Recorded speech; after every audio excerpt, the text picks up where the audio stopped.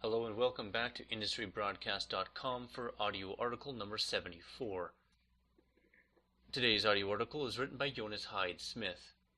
As well as being a member of the Innovative Communications Research Group, he also teaches digital rhetorics and acts as the head of the Digital Design and Communication program at the IT University of Copenhagen.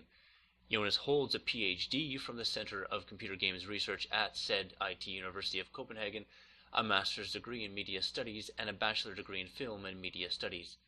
You can find his blog at www.JonasSmith.DK, and we definitely recommend that you head over to game-research.com, as that site is one of the top sources for papers dealing with video games. Audio article number 74, titled Does Gameplay Have Politics?, written by Jonas Smith and read aloud by Ryan Wienko on the 17th of February, 2009. Much attention has been devoted to the scholarly issue of whether games should be taught as a rule-based system, ludology, or stories, narratology. Real games, however, obviously occupy both camps, some are more linear than others. Thus, two aesthetics compete for the player's attention.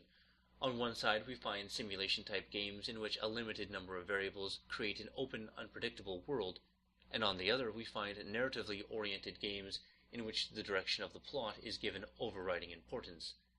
These two aesthetics are often seen as favoring different political worldviews. This article examines the claim that game design ideals can or should be seen as political statements. A recent article in Reason, a magazine devoted to free minds and free markets, claims that video games are evolving into a grand anti-authoritarian laboratory. The reason for this is the shift from pre-rendered animation and simple behavior to physics modeling and advanced artificial intelligence, a shift that takes power from the authors. The author airs his dislike of storytelling games and goes on to claim that games, in fact, as a class, appear to favor civil and economic liberty. The author then clearly sees a connection between games which provide open worlds, freedom, and libertarian ideals. This more than indicates that he considers more rigid story-based games as somehow connected with anti-liberalist ideals, socialism in so many words. In this article I examine the connections between general design ideals and political ideologies. Games are clearly ... During the last few years a debate has raged, or at least been claimed to have raged, within game studies. In this debate, the perspective of ludology has been contrasted to narratology. The term ludology was introduced into computer game studies by game theorist Gonzalo Frasca, who early on suggested that ludology be thought of as simply the discipline that studies game and play activities. Expanding on this, however, Frasca on his popular webpage has specified that ludological stance implies that games cannot be understood through theories derived from narrative. Over the years, the ludology label has been associated with notions of radical anti-narratologist stances. This is hardly justified by Frasca's most non-confrontational formulations. Others, however, have been more direct. For instance, Jesper Juhl, in a 1998 paper, stressed how computer games and narratives are very different phenomena. Two phenomena that fight each other, two phenomena that you basically cannot have at the same time.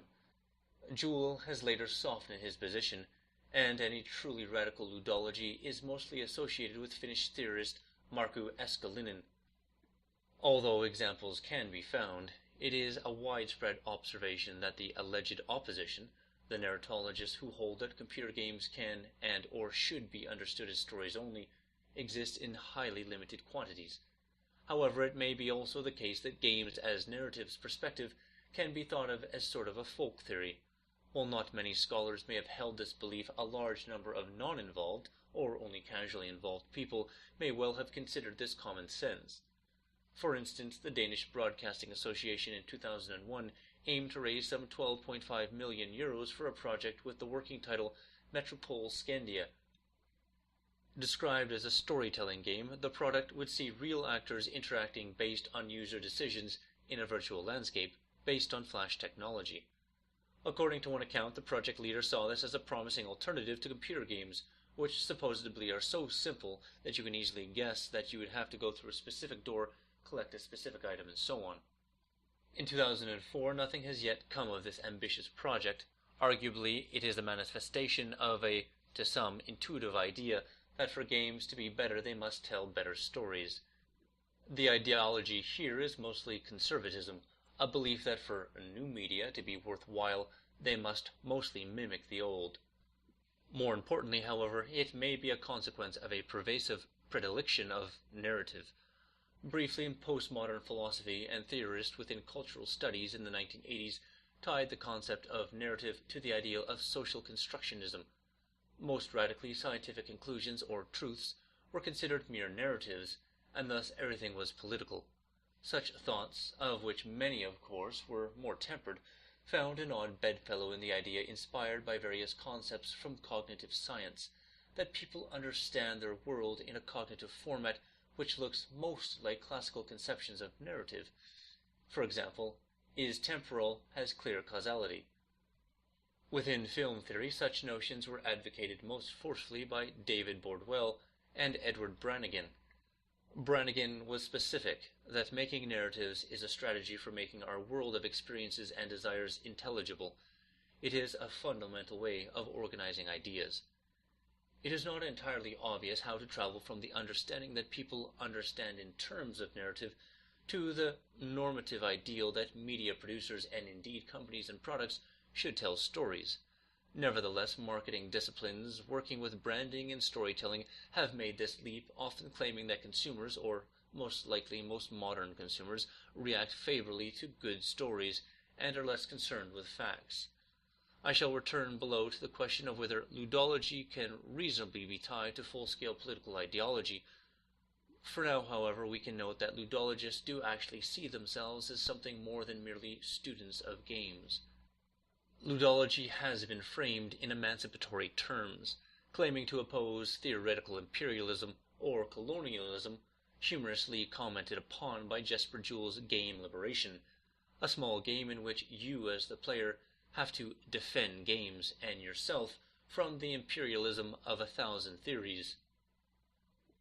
More clearly, ludologists have essentialist tendencies. Espen R. Seth, whose seminal Cybertext in 1997 is the explicit foundation of which ludology held that to claim that there is no difference between games and narratives is to ignore essential qualities of both categories. This is a nebulous statement. To see why, let's turn to a discipline which has struggled with the idea of similarities and differences for centuries. In biology, various systems have been constructed to tell organisms apart.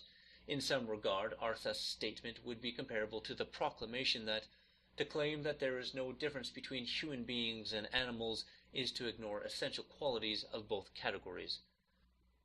To a biologist, of course, that is not immediately obvious, but more importantly, the no difference part is very vague. While no one would disagree that we can point to various differences between humans and other animals, we have no general way of deciding whether the two categories are mostly different or mostly similar, and we certainly have no way of deciding which differences are quote-unquote essential.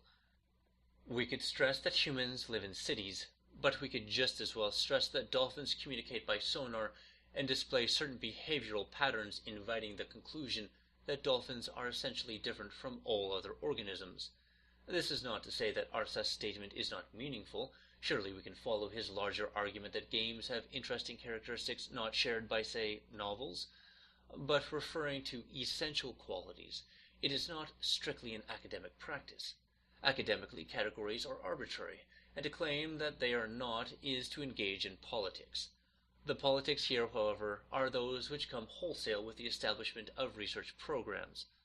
Although this may be done with varying degrees of modesty, and initial modesty is likely to be beneficial at later stages, such programs, if not framed in purely local terms, will always be arguing that one method, perspective, or basic set of assumptions is superior to others. In terms of games, ludologists can easily be seen as advocating a certain aesthetic. Significantly, more ludologists are not arguing against narrative in games, however, by stressing their skepticism towards some kinds of narrative, for example, games that seem to mindlessly translate storytelling conventions from older media, they can be said to support game designs which take a more simulationist approach. This, however, is merely one of the several possible approaches to game design. In the following I will present the two main approaches, the simulationist and the storytelling aesthetics. Open world, closed stories. One way to distinguish between games is to look at their degree of openness. This can be thought of in a number of ways. For instance, we can understand games of being world-centered as opposed to being protagonist-centered. In the former case, the game is a world with physics in which processes take place without the protagonist necessarily being involved. In protagonist-centered games, however, the entire game system revolves around the protagonist, and nothing noteworthy takes place outside the action radius of the protagonist. In her humorous account, game journalist J.C. Hers refers to the former approach as the Old Testament approach to game design, stressing that the designer here creates the basic material and the basic rules, analogous to the laws of nature. This she contrasted with the Pirates of the Caribbean syndrome, where you feel like you're on some kind of monorail through a game. Another and more precise distinction was made by Jesper Juhl, who described games as being on a continuum between two basic game structures, emergence and progression. Emergence to Juhl is the primordial game structure, where a game is specified as a small number of rules that combine and yield large number of game variations. An example is chess, in which quite simple rules combine to enable an enormous, if not technically finite, number of individual chess matches. In progression games, on the other hand, the player has to perform a predefined set of actions to complete the game. Juhl stresses how this game form is practically unique to computer games. Clear-cut specimens include adventure games such as Myst and Gabriel Knight 3. Myst, Scion, 1994. Looking at the history of computer games, it is obvious that the initial preference was for simple, emergent games. Games like Space War and Pong were easy to learn but took practice to play well. With Adventure, Crowther in 1976, and Zork, Infocom in 1979, however, the player was given a series of tasks or puzzles to solve in order to progress through what was essentially a linear story. Arguably, the introduction of adventure games mark a politically charged time in game history, as adventure game designers, or authors as they often call themselves, attempted to distance themselves from the simple teenage-friendly arcade action games of the time. Adventure game designers may well have had lofty goals. It is hard, however, not to acknowledge the strategic side of their project. In this light, the attempt to lean heavily on storytelling media, in particular the novel and the film, is reminiscent of early filmmakers' attempt to draw on the prestige of classical theater by placing a camera in front of actors performing classical plays. Alternatively, the project can be compared to the rhetorical works of the French Nouvelle Vague movement, who in the 1960s strived to promote the idea of the film director as an author. Thus, in a sense, adventure game developers saw themselves as more sophisticated than their emergence-inspired colleagues. But their project of framing games as literature and thus art failed, since in terms of popularity and creative potential, progression games were not or did not become obvious candidates for the label real games. Thus it may be that ludology should be seen as a counter-reaction to this failed attempt. In positioning games as worthy of recognition, ludologists are employing the exact opposite strategy, namely arguing that games are different. Considering the popularity of emergent games, this argument is likely to have more impact. Now, as an example of a computer game with highly emergent properties, we can choose SimCity, Maxis 1989. Here we find no storytelling, but rather a sort of sandbox, in terms sometimes used derogatorily, see for instance Clug of 2002. The player is given an interface, through which he or she can interact with a system of individually speaking simple components. The results are not prescribed and are infinite in range. Interestingly, many modern games in fact seem to merge the two basic aesthetics in ways that not many might have foreseen a decade ago. Notably, Half-Life Valve 1998 was praised for its seamless integration of story and player freedom. Rather than forcibly advancing the plot by stripping away the player's options while displaying a cutscene, Half-Life succeeded in supplying pertinent narrative information while remaining inside the system of the game engine. Later games with similar ambitions have even revitalized the much derided cutscene, introducing brief cinematic animations functioning more as establishing shots or drama enhancers than scenes conveying complex narrative details. In Prince of Persia: Sands of Time, Ubisoft 2003, for instance, dramatic situations are sometimes introduced by a brief swoop of the camera showing the layout of the soon-to-be battlefield. The game also uses some classical cutscenes to advance the story. But the recent game which may have most forcefully demonstrated the potential of merging two aesthetics is the top-selling video game in the US of 2002, Grand Theft Auto III: Vice City. The original Grand Theft Auto III 2002 is in fact one of the games singled out in Kevin Parker's Reason article for setting the player free. Parker doesn't fail to note that the player begins the game in the role of a freed prisoner and comments, "Captive audience no longer." While Vice City has a narrative in the form of a series of tasks which must be completed to advance the underlying plot, the game has been singled out mostly for its advanced physics leading to a world of opportunity. For instance, since Vice City's vehicles have logical properties, they are not just backdrops. The player may use them in highly variable ways. Where, though, does the game belong on Jesper Juhl's emergence progression continuum? While it is certainly true that the game offers more freedom, in any common sense of the word, than technical adventure games, Vice City is actually not emergent in the strict sense of the word. While game objects may become involved in chain reactions, i.e. larger-scale car crashes, the world itself does not actually evolve much in the absence of the player character. Vice City's citizens do not live their daily lives according to their basic preference in the parts of the city where the player is not present. Thus, there is no way that the actions of the player will cause large-scale changes in the game world. In fairness, then, Vice City belongs somewhere in the middle of Juhl's continuum, and is perhaps not the obvious choice of a game for someone arguing that games have reached new stages of freedom. MMORPGs, as mentioned by Parker, are more obvious candidates. Does game design have politics? Let us now return to our more general question of whether the two aesthetics are tied to political ideologies. Parker, in his Reason article, doesn't take it nearly as far, but let us consider an extreme argument. Narrative games are socialist, simulation games are liberalist. With the term socialist, we shall refer to the idea that central governance is advantageous.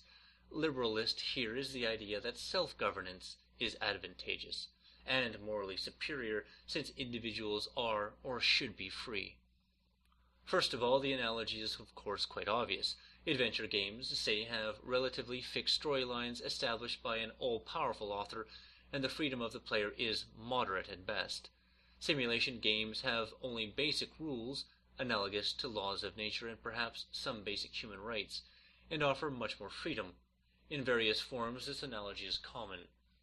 Most specifically, interactivity, and the rise of interactive media, has frequently been described in utopian terms. But certain forms of text are within non-interactive media have also been described as inherently more free, and some of these descriptions have had obvious political components. For instance, Umberto Eco wrote of the open text, which afforded multiple interpretations. In media studies, John Fiske called such texts writerly, and saw them empowering the interpreter. In film theory, André Bazin often credited, more or less fairly, with the idea that editing had an undemocratic element, since the director was assuming too much control. Turning to painting, the academic perspective, common since the Renaissance, has been described as manifesting certain ideologies.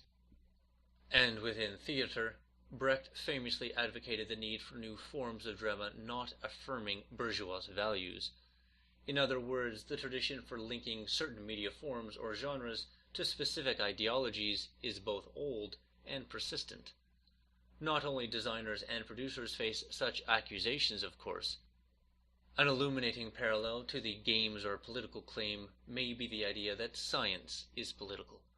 This idea also comes in many forms, one of the stronger being the claim that theories put forth must be understood as manifestations of certain ideologies. Such an argument has been leveled repeatedly against proponents of the so-called sociobiological perspective. To some critics, when sociobiologists have claimed that animal behavior should be considered in the light of genetics, they were really saying that natural dispositions should be used as guidelines for structuring society, etc. While specific sociobiologists may of course have held a broad range of views, in general such an accusation is unfounded. In this indirect fashion, the idea of slow gradual evolution highlighted by Richard Dawkins and others have been described as an attempt to naturalize self-organization, non-revolutionary liberalism. In the other trench, Stephen Jay Gould's declared Marxism has been associated with his predilection for the more revolution-friendly idea of evolution by punctuating equilibrium. The operative noun in all of this remains analogy, and analogy, as has been aptly shown by many, is a highly slippery weapon to wield. Mainly, it does not hold that because a person has a certain position within one domain, he or she must necessarily hold it in others, nor does it hold that if someone displays a certain behavior in one context, he or she will also display it in other contexts. For example, one may believe that an army should be organized hierarchically while society should be organized democratically, or one may hold the belief that even if it's every man for himself in professional chess, while people should display community ethics in political life. As to behavior, one may attempt to strictly adhere to the scientific method in one's professional life while enjoying the X-Files or romantic poetry in one's spare time. More to the point, one may play or design the most Orwellian nightmare of an adventure game story without endorsing any of its contents as a recipe for real-world legislation. As a designer or critic, it is possible to subscribe to a certain design aesthetic.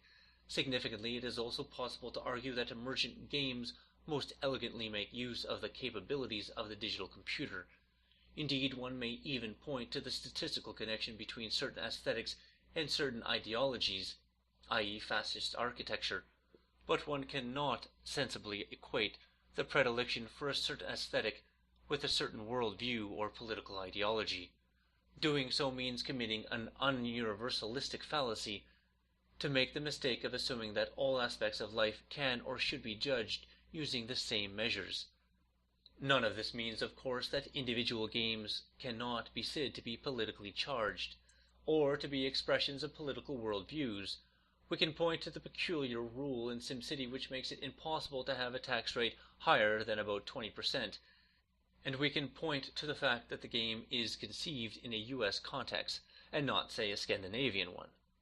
But we cannot categorize SimCity as an anti-taxation propaganda, much as we cannot claim that a novel which describes a certain society is necessarily an homage to the society in question. Conclusions and other perspectives. The freedom offered by games, the agency brought about by interactivity, is often compared to the concept of freedom in private and political real life. This analogy, however, often speaks of a universalistic fallacy, the idea that the same measure may be applied to all aspects of life. Within game studies, the attempts of ludologists to set games free from old paradigms has been associated with the anti-narratological stance. This association is not entirely justified, although at a level of game design some ludologists have expressed skepticism as to the possibilities for reconciling enjoyable gameplay and narrative. Thus, the somewhat emancipatory project of ludology lends itself to the association with what Jesper Juul has called emergent games. The idea that computer game theory and design should be freed from oppression, if only indirectly, ties to the argument that emergent games are somewhat purer, or that games based on strong traditional narratives are somewhat limiting. This is mostly guilt by association. However, as the only true political agenda of most ludologists is that of advocating certain perspectives in the ongoing endeavor of constructing a, presently rather non-rigid, research program. Whereas arguing which game aesthetic is inherently purer is mostly a game of words. Parker's suggestion that multiplayer games be seen as political laboratories is an interesting and generally underexplored notion, and there is much to learn. MMORPGs, for instance, are struggling with constructing societies which support such diversive requirements as justice, social order, and fun. In this task, MMORPG designers are experimenting with hosts of non-traditional systems for managing deviance and for ensuring a certain level of equality in the worlds easily upset by the concentration of power. It is curious how this topic is intensely discussed, while rarely dealt with in a careful academic fashion. It is rare, at least, that political scientists take a genuine interest, whereas their sociologist and economist colleagues are contributing powerfully to our understanding of topically adjacent multiplayer phenomena. Hopefully this gap will be filled in the near future. Worlds are being built, and there is much to learn for the curious. This concludes audio article number 74, once again titled, Does Gameplay Have Politics?, written by Jonas Smith. As we mentioned earlier, you can find Jonas's blog by going to www.jonassmith.dk. And as always, we recommend that you check back frequently to industrybroadcast.com